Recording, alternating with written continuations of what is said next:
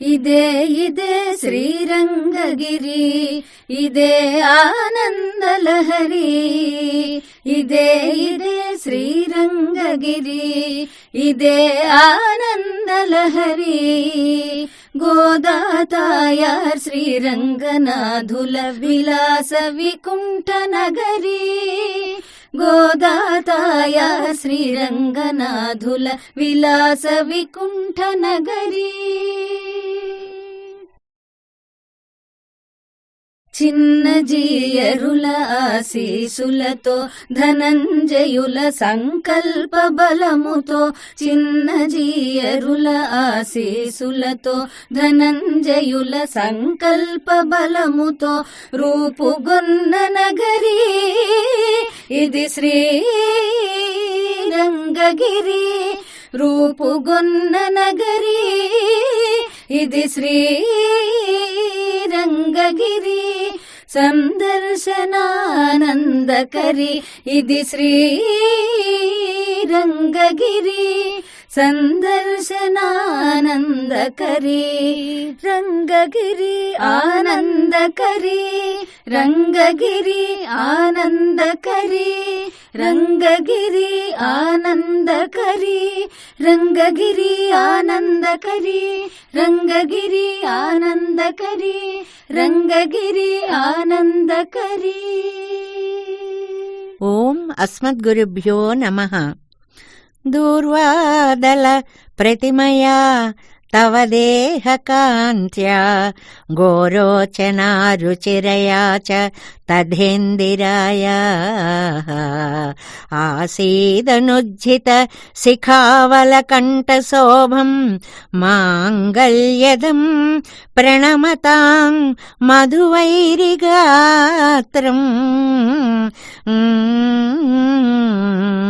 మధువైరిగాత్రం, మధువైరిగాత్రం.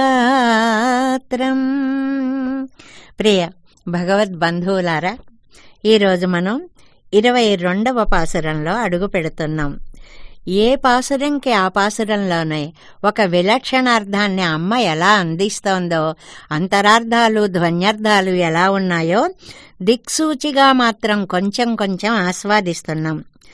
அங்கண்மாஞானத்தரசர் அபிமான பங்கமாய் வந்து நின் பள்ளிக்கட்டில் கீழே செங்கமிருப்பார் போல் வந்து தலை பெய்தோம் கிங்கிணி வாய் செய்த தாமரை பூ போலே செங்கண் சிரிச்சிறிதே எம்மேல் விழியாவோ தெங்களும் ஆதித்யனும் எழுந்தாற்போல் அங்கண்டு இரண்டும் கொண்டு எங்கள் மேல் நோக்குதியேல் எங்கள் மேல் சாபமிழிந்து ஏலோர் எம்பாவாய். ఆండాళ్ దివ్య తిరువడిగళే శరణం. ఇవాల్టి పాసురంలో ఎంతో మంది మహారాజులు అత్యద్భుతమైనటువంటి రాజ్యపాలనలు గావించిన వారైనా కూడా శత్రురాజుల యొక్క చేతుల్లో పరాభవాన్ని పొంది అభిమానాన్ని పోగొట్టుకుని వారందరూ కూడా వచ్చి నీ సింహాసనము యొక్క కోళ్లని ఆశ్రయించి ఉన్నట్లుగా మేమందరం కూడా సామూహికంగా నీ దగ్గరకు వచ్చి చేరాము అంటుంది ఆండాళ్ తల్లి. అయ్యా స్వామి, ఒక్కసారి కళ్ళు తెరవయ్యా. ఇదిగో గబుక్కున తెరిచేకు ఆ కళ్ళు. కింగిణి వాయ్ చేద తామరై పూ పోలే. నీ నేత్రాలు మధ్యలో ఒక చిన్న చిరుమువ్వ ఉంటుంది చూడండి. ఆ మువ్వకి మధ్యలో లోపల ఉండేటువంటి మువ్వ కనిపిస్తూ ఉంటుంది. అది నోరు తెరుచుకున్నట్లుగా ఉంటే ఆ లోపల మువ్వ అటు ఇటు కదులుతూ ఉంటే ఎలా ఉంటుందో నీ నేత్ర సౌందర్యం అంత బాగుంటుందన్నమాట. అలాంటి తామర పుష్పాల్లాంటి కళ్ళని శంకణ్ సిరిచ్చిరిదే ఎమ్మేల్ విజయావో. కొంచెం కొంచెం కొంచెంగా ఒక్కసారి చూశావనుకో, ఆనాడు పరమశివుని యొక్క కంటి అగ్నికి మన్మధుడు భస్మమైపోయినట్లుగా ఆ తీవ్రతను తట్టుకోలేం. సిరిచ్చిరిదే ఎమ్మేల్ విజయావో.